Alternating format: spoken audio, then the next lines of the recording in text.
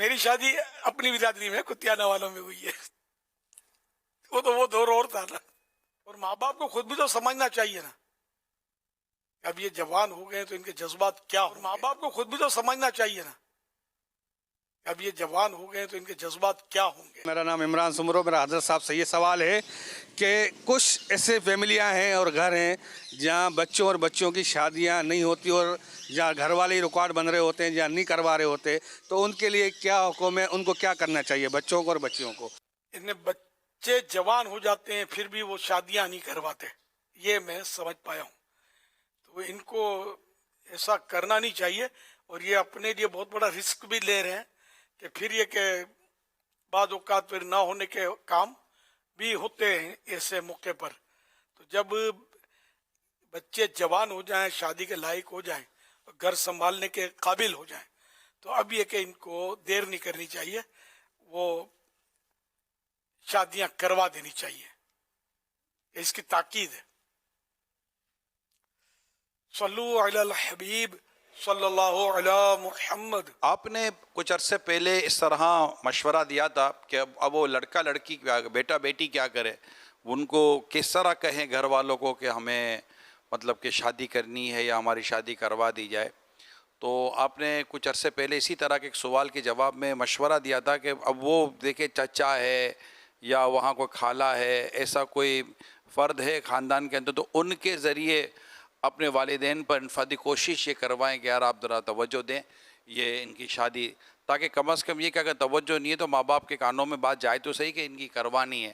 تو اس طرح کا کوئی ذریعہ استعمال کر کے بعض اوقات یہ باہر ڈائریکٹ لکھے. اب تو مشکل ہے کہ مطلب بچہ بچی جو لڑکے لڑکی ہیں یہ ان کو کوئی اس طرح کا ہو کہ بات نہیں کر سکتے، لیکن جہاں اس طرح کا ہو تو وہ پھر کوئی ایسا اپنے لیے سافٹ کارنر اختیار کریں.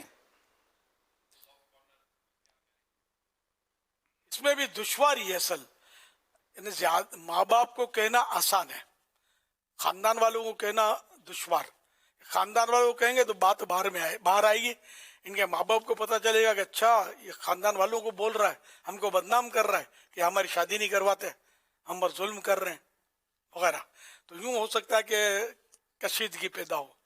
تو اس لیے وہ اب میں نے مشورہ دیا تھا، کب دیا تھا، کیا دیا تھا مجھے بھی یاد نہیں ہے، لیکن یہ کہ یہ سمجھ میں یہ آ رہا ہے کہ وہ کسی طرح بھی لکھ کر یا کسی اندازے سے ماں باپ کو متوجہ کرے. بیٹی ماں کو کرے، بیٹا باپ کو کرے، بیٹا ماں کو بھی کر سکتا ہے موقع کی مناسبت سے. اور ماں باپ کو خود بھی تو سمجھنا چاہیے نا، اب یہ جوان ہو گئے تو ان کے جذبات کیا ہوں گے، ورنہ یہ گناہوں سے کیسے بچائیں گے اپنے آپ کو.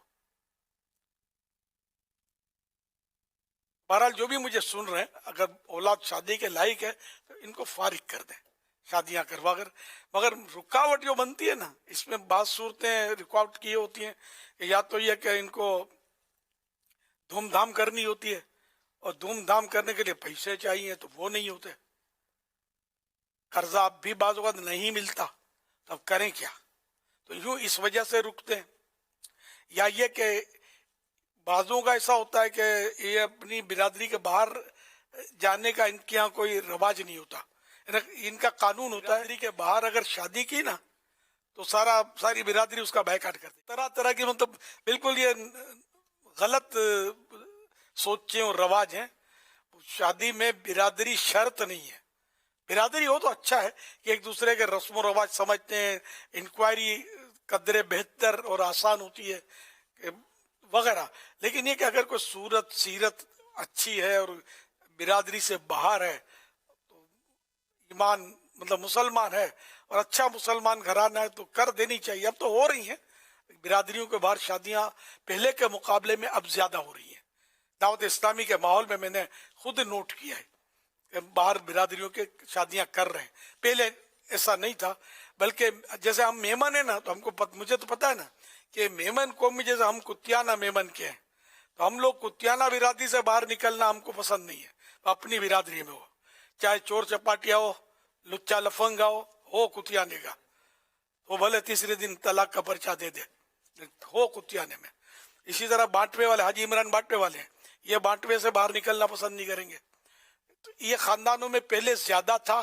دعوت اسلامی نے سوچیں تبدیل کی ہیں اور الحمدللہ باہر اب شادیاں دوسری برادریوں میں ایک دوسرے کی برادریوں میں ہونی شروع ہو گئی ہیں.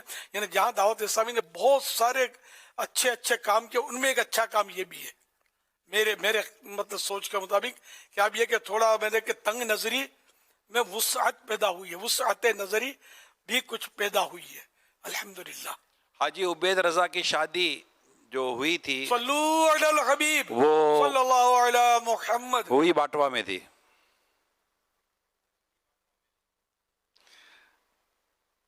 حاجی عبید رضا کی شادی ہوئی باٹوا میں تھی.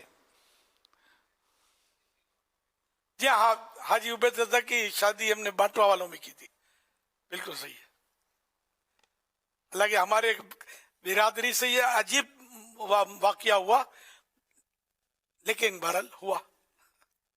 میری شادی اپنی برادری میں کو تو وہ دور اور تھا نا, تو جہاں نصیب ہو مطلب یہ یعنی اس وجہ سے نہیں, مطلب یہاں لوح محفوظ پر جوڑا لکھا تھا تو یہاں ہو گیا, ورنہ میرا ذہن اس وقت بھی یہی تھا کہ باہر بھی اگر ہو سکتی ہے تو کوئی حرج نہیں ہے, ہو جائے. صلو علی الحبیب صلی اللہ علی محمد.